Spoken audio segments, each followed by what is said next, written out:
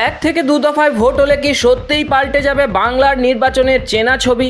2026-এর বিধানসভা দখলের লড়াইয়ে নামার আগে এবার নির্বাচন কমিশনের দরবারে 16 দফা দাবি নিয়ে হাজির বঙ্গ বিজেপি। বিজেপির রাজ্য সহ সভাপতি জগন্নাথ চট্টোপাধ্যায় কমিশনের সঙ্গে বৈঠক সেরে বলেন, কমিশনের সামনে তাদের মূল দাবি হলো 2026 সালের বিধানসভা নির্বাচন যেন ভয়মুক্ত পরিবেশে হয়। তিনি আরও জানান, বিজেপির তরফ থেকে 16 দফা দাবি কমিশনের সামনে তুলে ধরা হয়েছে। তার মধ্যে সবচেয়ে গুরুত্বপূর্ণ হলো কেন্দ্রীয় বাহিনীর সদ্ব্যবহার। প্রায় আধ ঘন্টা ধরে আমরা কমিশনের সামনে বিস্তারিতভাবে এই নির্বাচনকে সুষ্ঠুভাবে সম্পন্ন করার জন্য কি কি পদক্ষেপ আমরা প্রত্যাশা করি তা জানিয়েছি। বিস্তারিতভাবে শিশির বাজোরিয়াদা আপনাদেরকে তা জানাবেন। মূলত ভারতীয় জনতা পার্টি পশ্চিমবঙ্গ চায় 2026-এর বিধানসভা নির্বাচন হিংসামুক্ত হোক এবং ভয়মুক্ত পরিবেশে হোক। ভয়মুক্ত পরিবেশে হিংসামুক্ত নির্বাচন সংগঠিত করার জন্য নির্বাচন কমিশনকে আমরা 16 দফা দাবিপত্র দিয়েছি এবং তার মধ্যে সবচেয়ে গুরুত্বপূর্ণ যে বিষয় তা হচ্ছে কেন্দ্রীয় বাহিনীর সদ্ব্যবহার। জগন্নাথ চট্টোপাধ্যায় আরও জানান, নির্বাচন কমিশনের ফুল বেঞ্চ আসার আগে রাজ্যে 40,000 কেন্দ্রীয় বাহিনী মোতায়েন করা হয়েছে, কিন্তু যেভাবে রাজ্য পুলিশ তাদের পরিচালনা করছে তাতে বিজেপি অসন্তুষ্ট। তার কথায়, হিংসামুক্ত ভোট করাতে হলে কেন্দ্রীয় বাহিনীর সঠিক ব্যবহার করা নির্বাচন কমিশনেরই দায়িত্ব।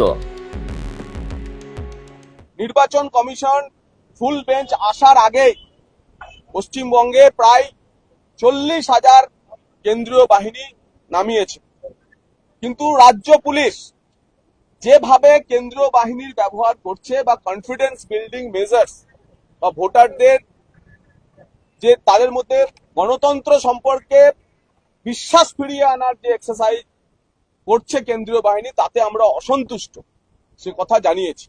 এবং নির্বাচন কমিশনেরই সেই কাজ তা পুনরুদ্ধার করা।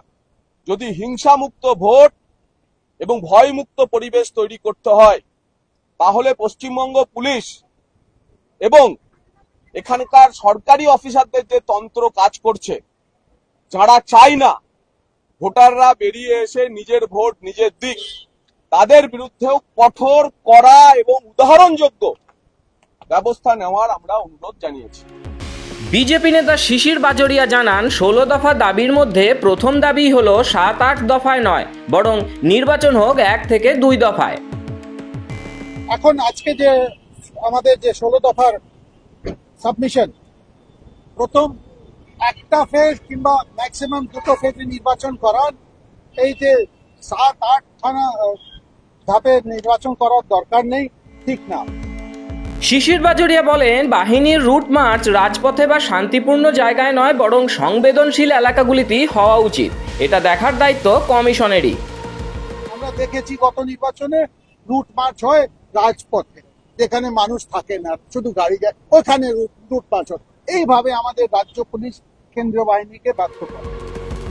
বিজেপি নেতা শিশির বাজোরিয়া অভিযোগ করেন, পুলিশের ভোট লুটের কাজে যুক্ত রয়েছে তৃণমূলপন্থী সংগঠন West Bengal police welfare organisation. তাই এই সংস্থার যত অফিস রয়েছে সব বন্ধ করার দাবিও তোলেন তিনি। West Bengal police welfare organisation কুখ্যাত সংগঠন, এটা নাম খুব ভালো নাম, West Bengal police welfare organisation. এটা কিছু না, এটা তৃণমূলের ফ্রন্টাল অর্গানাইজেশন। এইখানে এই রাজ্য, এখানে পুলিশের ভোটও লুট হয়, পুলিশের ভোট এইখানে লুট হয়। এটা ইমিডিয়েটলি যত এদের অফিস সব ব্লক করুন। বিজেপি নেতা তাপস রায় বলেন, ভারতীয় জনতা পার্টির প্রথম এবং শেষ কথা একটাই, হিংসামুক্ত ভয়মুক্ত বিধানসভা নির্বাচন। প্রথম এবং শেষ কথা হলো ভারতীয় জনতা পার্টির তরফ থেকে যে আমরা হিংসামুক্ত, ভয়মুক্ত, ফ্রি, ফেয়ার, পিসফুল, শান্তিপূর্ণ নির্বাচন চাই। এই বাংলার মানুষও সেটা চায়, সর্বত্র যেন সেটাই। নির্বাচন কমিশনের দরবারে বিজেপির এই 16 দফা দাবি ঘিরেই চলছে জোর চর্চা।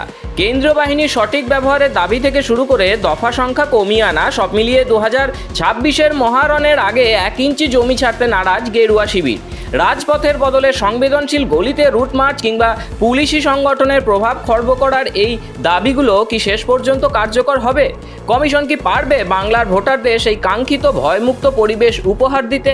কি মনে হয়? আপনার মূল্যবান মতামত আমাদের কমেন্ট বক্সে জানান। বাংলার রাজনীতির ইনসাইড স্টোরি এবং প্রতি মুহূর্তের নির্ভীক বিশ্লেষণ পেতে সাবস্ক্রাইব করুন মাধ্যম। ভিডিওটি ভালো লাগলে শেয়ার করে অন্যদেরও জানার সুযোগ করে দিন। जब युवा सशक्त होता है तो राज्य आगे बढ़ता है, और जब राज्य आगे बढ़ता है तो देश का भविष्य उज्जवल होता है। प्रधानमंत्री नरेंद्र मोदी के विकसित भारत के संकल्प को जमीन पर उतारते हुए मध्य प्रदेश के मुख्यमंत्री डॉक्टर मोहन यादव के नेतृत्व में राज्य सरकार युवाओं के सर्वांगीण विकास के लिए एक के बाद एक ऐतिहासिक कदम उठा रही है। युवाओं की शिक्षा, कौशल और आधुनिक तकनीकों में दक्षता के लिए शुरू हुआ है स्वामी विवेकानंद युवा शक्ति मिशन। रोजगार और करियर के अवसरों से जोड़ने के लिए मध्य प्रदेश युवा प्रेरक अभियान और भारतीय सेना पैरामिलिट्री व पुलिस भर्ती के लिए पार्थ योजना, जहां युवाओं को मिलेगा 360 घंटे का विशेष प्रशिक्षण।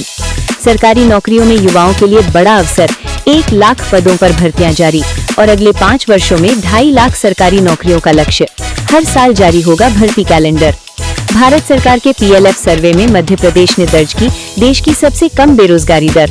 स्वरोजगार को बढ़ावा, डॉक्टर भीमराव अंबेडकर कामधेनु योजना के तहत 25 दुधारू पशुओं की डेयरी के लिए 42 लाख रुपए तक का ऋण। राज्य स्तरीय रोजगार दिवस पर रिकॉर्ड 7 लाख युवाओं को 5,000 करोड़ का स्वरोजगार ऋण। मुख्यमंत्री सीखो कमाओ योजना में 2024 में 20,000 से अधिक युवाओं को 41 करोड़ रुपए का स्टाइपेंड। स्टार्टअप्स को राष्ट्रीय और अंतर्राष्ट्रीय मंचों तक पहुंच, 50,000 से 1,50,000 तक की वित्तीय सहायता।